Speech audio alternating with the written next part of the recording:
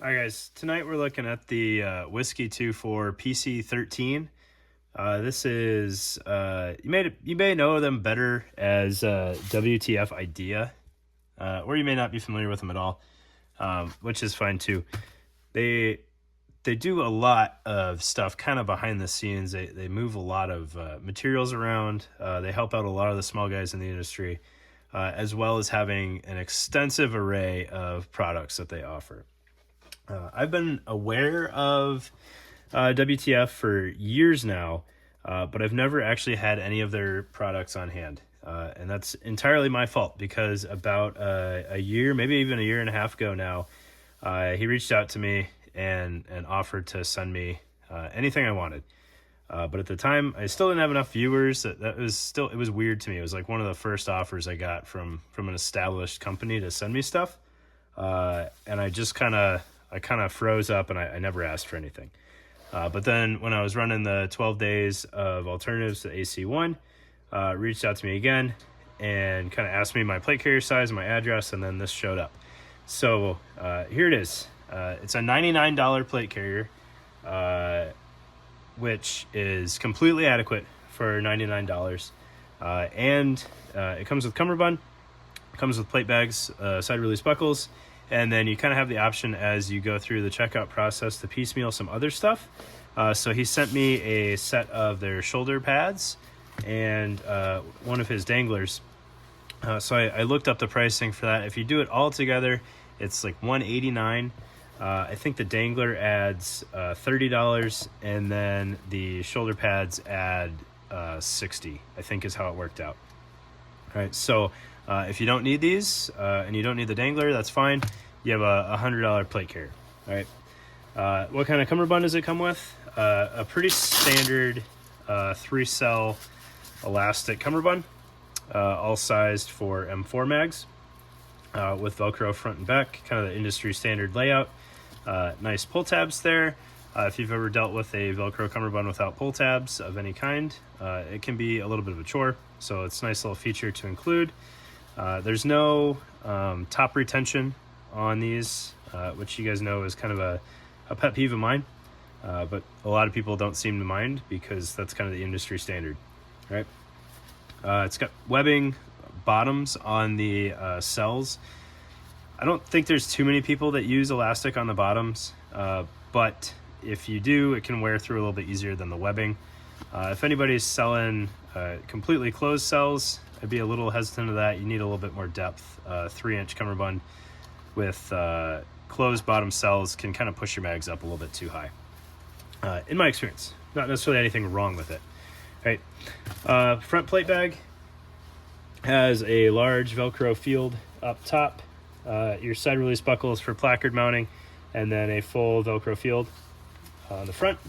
The shoulder straps are pretty standard, front on bottom, rear on top, Velcro sandwich setup. And then the back may look familiar because it's the same as the front bag, which is just fine. All right, doesn't cause any issues at all. So if you want to do dual placards, you can do dual placards. You might laugh at that idea, but Velocity has a rig set up just the same way. It's confused me for years, but it seems like a pretty viable system if you find a placard that works for you on the back. Right.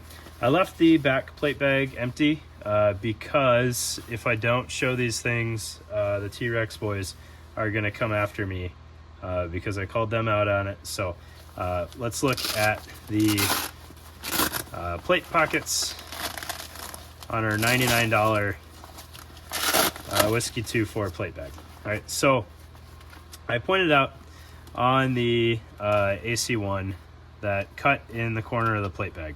All right, this one has it too, so I have to point that out, or somebody's going to call me out on it. There is some stitching reinforcing there.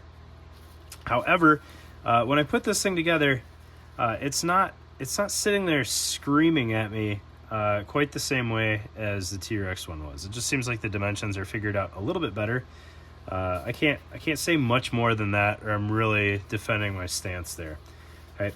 There's some raw edges on the inside, just like the AC1, right?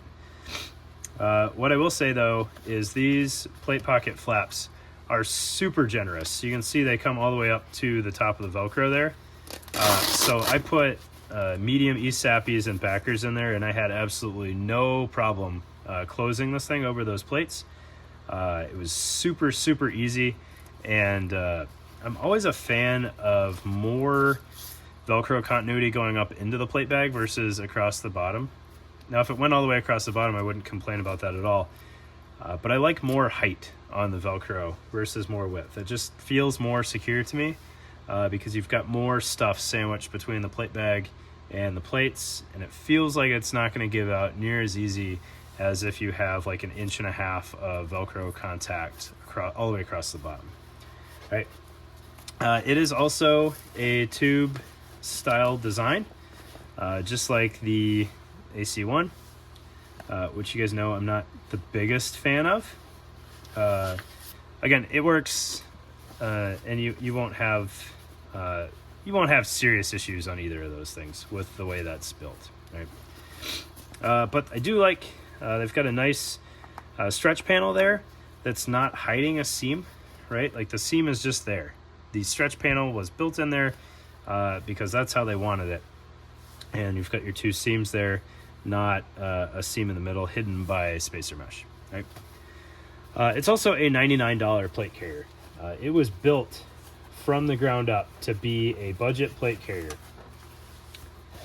All right, looking at the other stuff that he sent me, their Dangler, I think is pretty well done for a $30 Dangler. Right, you've got this large chunk of kind of one wrap type material for mounting.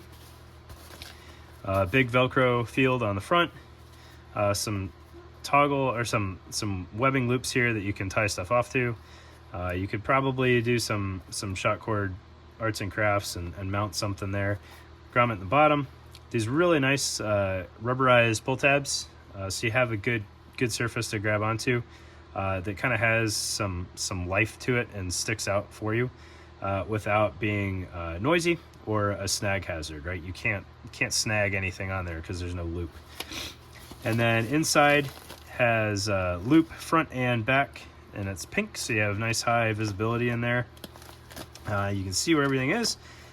It's crazy to me as I handle more things with like a bright interior, how they seem like they create light inside of a pouch. It's wild.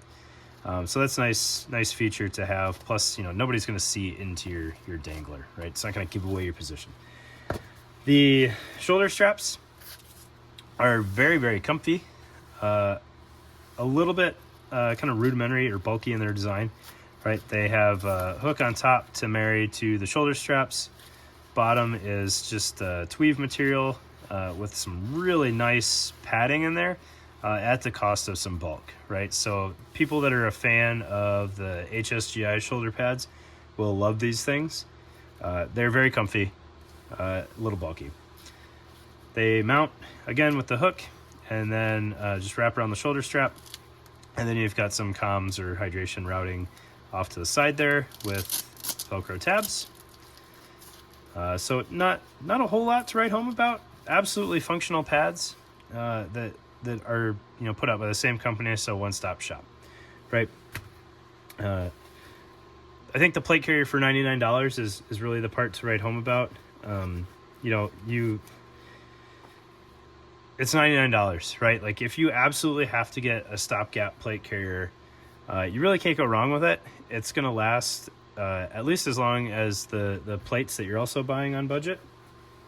And it fits, issue plates. So if you really want a slick carrier, or you want to see if you like the idea of a slick carrier, $100 out the door is a pretty solid deal, right? I don't want to come across as selling this thing, right? It was given to me, and I want to try to be fair. It is absolutely an entry-level plate carrier. I trust the quality of it. I don't think it's going to fall apart on me. Whiskey 24 has been putting together stuff for a long time. Really innovative company that kind of does a little bit of like that axle thing. They were one of the first ones to figure out a way to get you MOLLE on the back of a LV 119, zip-on panels on a LV 119. fixing the molly option on slicksters, all sorts of really creative stuff.